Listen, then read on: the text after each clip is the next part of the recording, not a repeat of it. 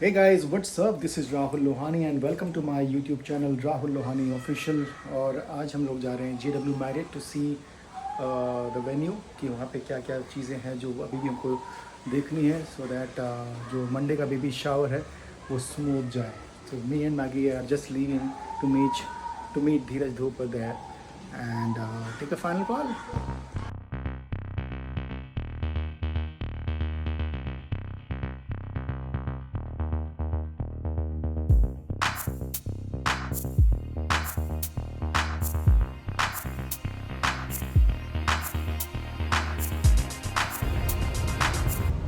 सो हम लोग पहुंच गए हैं JW Marriott Andheri, sorry Juhu. I hope Neeraj पहुंच गया हो।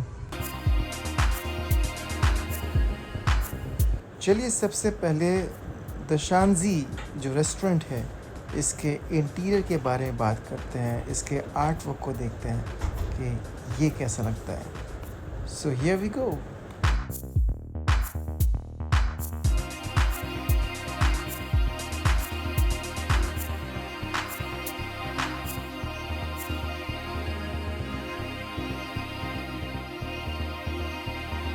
So this is the place where Dheeraj Vidi's baby shower will happen on Monday.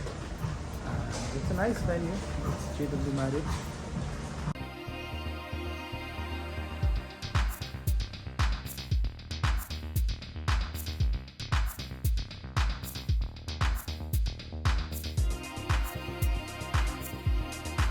Okay so ये है JW मैरियट का बैक साइड का नज़ारा। आप देख सकते हैं वहाँ पे स्विमिंग पूल है, उसके पीछे सी है। ये पूरा गार्डन एरिया जहाँ पे एक्चुअली कोई ज़्यादा जाता नहीं है।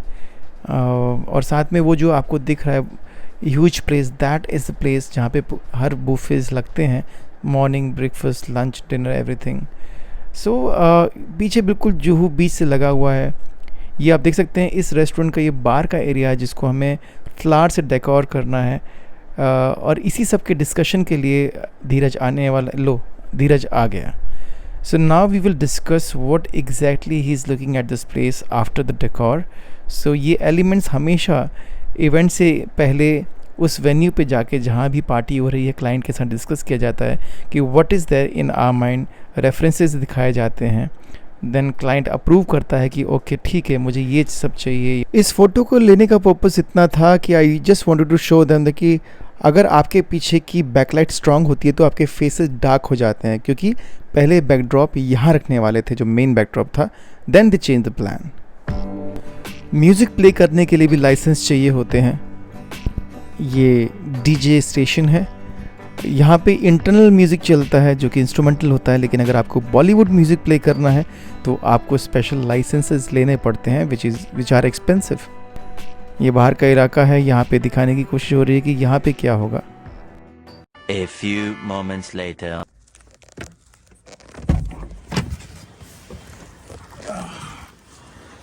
ओके सो घर पहुँच गए हैं अभी 2 घंटे के बाद।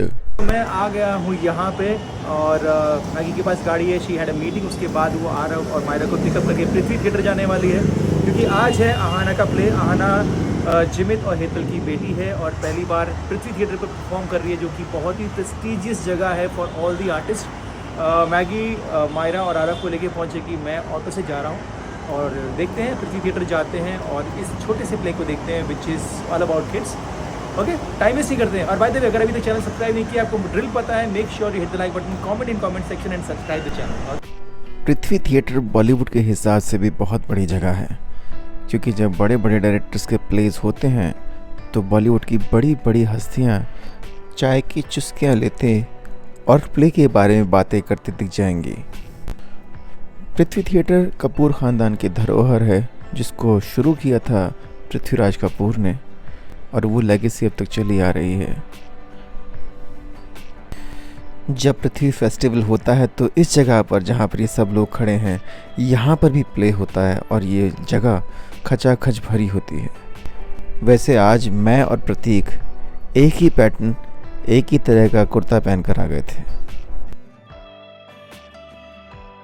A few moments later. Prithvi theatre सबसे स्ट्रिक्ट जगह है। अगर आप टाइम से 5 मिनट भी लेट होते हो तो आपको वापस भेज दिया जाता है, भले ही आप कोई भी क्यों ना हो। ये पृथ्वी थिएटर का बहुत पुराना रूल है जिसको सब लोग जो प्लेस देखने आते हैं फॉलो करते हैं। फ़िलहाल प्ले ख़त्म हो चुका है और कास्ट के साथ सब लोग अपनी फ़ोटोग्राफ्स क्लिक करा रहे हैं। तो अगर सही मायने में कहूँ तो पृथ्वी थिएटर वो जगह है जहाँ पे उन्हीं लोगों को इनवाइट या स्वागत किया जाता है जो प्ले को लेकर सीरियस हैं, जो थिएटर को समझते हैं, जो एक्टिंग और इस आर्ट को समझते हैं। क्योंकि प्ले का टाइम बहुत कट टू कट था तो आरव और मायरा सीधे स्कूल से आए हैं। You can see they are in school dress. I am just trying to understand what Maggie is talking to her because she was really brilliant in the play. She was playing guitar and it was awesome. अरे awesome से याद आया कि यहाँ का तो खाना बहुत ऑसम है। मतलब मैं मायरा को लेकर आया था प्ले दिखाने के लिए। मायरा काउंटर थोड़ी दिखाना था आपको मुझे। Why here? This is why she is hungry. Multiplex का चलने का सबसे बड़ा रीज़न है वहाँ का खाना। घर से कितना भी खा के जाओ, वहाँ जाके इतने खूबसूरत काउंटर देखकर आपको भूख लगी जाती है। ऐसा ही कुछ हाल पृथ्वी थिएटर का भी है। And you can see everything is looking so beautiful, you feel like eating. तो जी प्ले ख़त्म हो गया। 1 घंटे का प्ले था, बच्चों ने परफॉर्म किया था और बेसिकली इंफॉर्मेटिव और थोड़ा सा एंटरटेनिंग था। इंग्लिश प्ले था और बहुत अच्छा किया एतल की बेटी ने भी। And it was a nice play. तो प्ले ख़त्म हो गया है। अभी मायरा, आरव, मैगी को ले लेता हूँ गेट से and then we'll go. And अभी बहुत ट्रैफिक मिलने वाला है। होपफुली ना मिले तो अच्छा है क्योंकि बॉम्बे में ट्रैफिक, इस वक्त का ट्रैफिक 5:30-6 बजे का ट्रैफिक बहुत तंग करता है। Okay, so Myra, Aarav and Maggie मिल गए हैं, गाड़ी में बैठते हैं और दोनों झगड़ा कर रहे हैं कि मेरे ग्रेड्स अच्छे थे। मैगी बोल रही कि तुझे क्या पता है मेरे ग्रेड्स कितने अच्छे आते थे बचपन में जब मैं पढ़ा करती थी।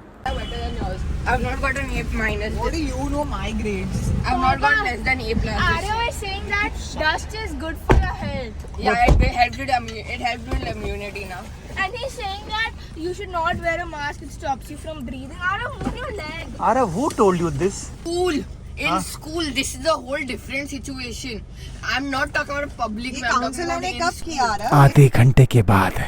आरव, थोड़ी सी आईब्रोज दे तेरी यार। Myra, please explain to him the difference between eyebrows and eyelashes and take a test on it. Aarav की आईब्रोज भौएं बहुत अच्छी हैं, घनी हैं, तो मैं उसको चिढ़ाता रहता हूँ कि कम से कम थोड़ी तो आईब्रोज दे दे मेरे को।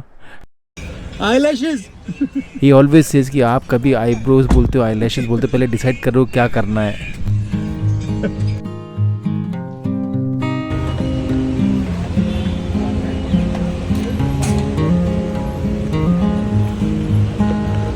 चलो पेट्रोल भरवा लिया, अच्छा हुआ टाइम भी मिल गया। हमेशा मैं पेट्रोल ही भरवाता रहता हूँ। घर पहुंचने और फ्रेश होने के बाद ओके, सो 7 किलोमीटर का वॉक ख़त्म किया।